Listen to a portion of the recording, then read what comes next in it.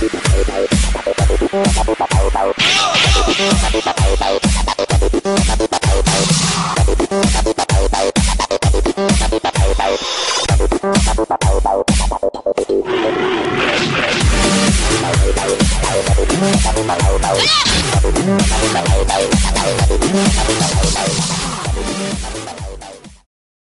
welcome to another episode of my weekly self-defense analysis.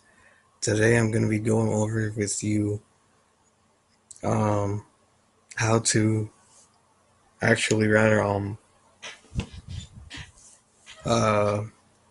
basically how to deal with knife attacks and using the knife as opposed to disarming it.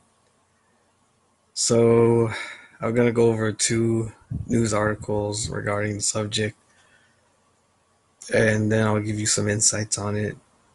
An Israeli man who was stabbed multiple times Tuesday afternoon in a terror attack in Petah Tikva managed to remove the knife from his neck and use it to stab and neutralize his attacker, aided by the store owner. Police said the attacker, a Palestinian, died a few minutes later. Victim, named Yonatan Azarihab, sorry if I butchered that name, ultra-Orthodox man of about 40, suffered multiple stab wounds to his upper body, was hospitalized in moderate condition. Store owner was not injured. Palestinian assailant followed him, who was collecting money for charity, into a wine shop on the central city Baron can't read that Hurt Street, and began stabbing him multiple times in the upper body in a frenzied attack. At one point, he managed to break away and flee the store, while the owner of the store hit the attacker and tried to subdue him. Victim then returned to the store, pulled the knife out of his own neck, and stabbed his attacker. They said that the stabbing may have occurred during an altercation. However, the incident was later confirmed by the police as a terror attack.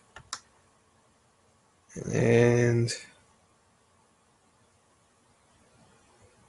yeah, that's pretty much what happened. He was treated for his injuries and his life was saved. So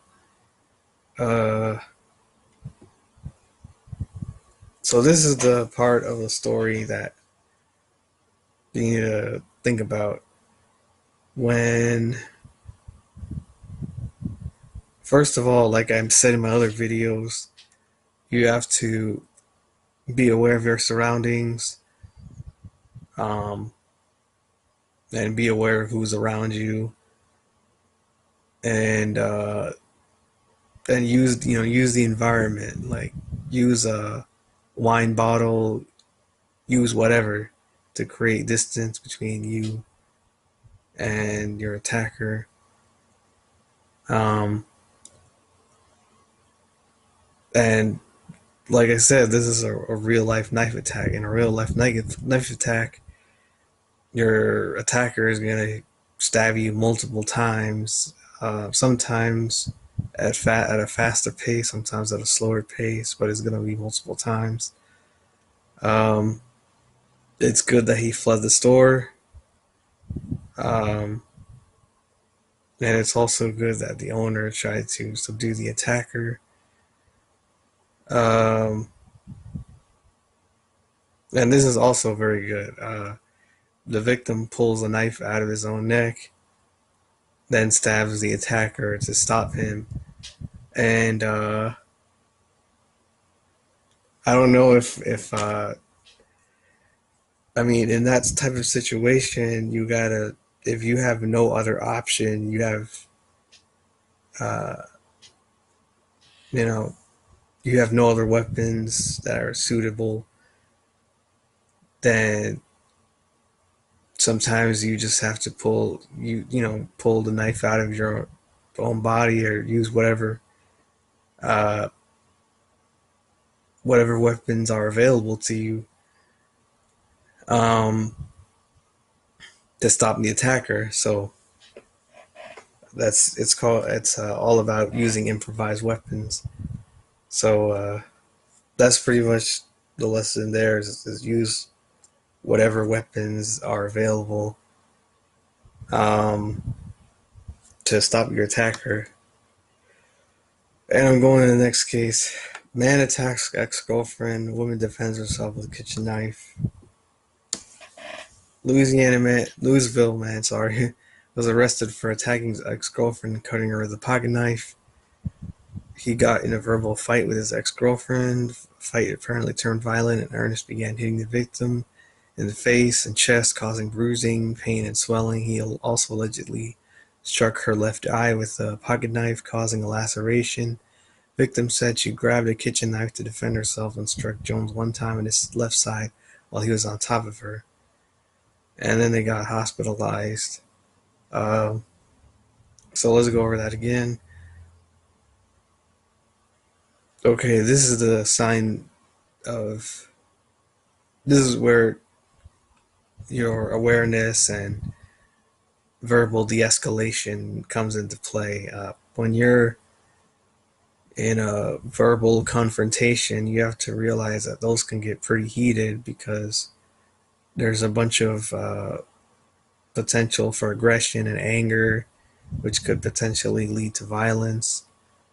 And that seems to be the case here. Um, so practice your verbal de-escalation skills. Don't let it get to a point where it just blows out of proportion and your partner or whoever attacks you. And if it does get to that point, then um, then you have to pretty much use whatever use your skills in hand-to-hand combat, use your skills and weapons, uh, use improvised weapons, do what it takes to survive. And as we can see here, he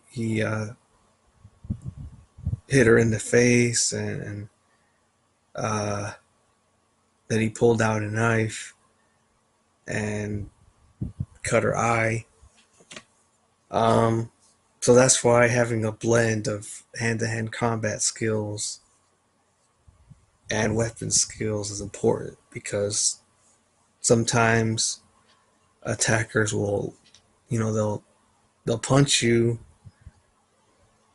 and then they'll pull out a weapon. You don't know you don't know what kind of person you're going to face. Um,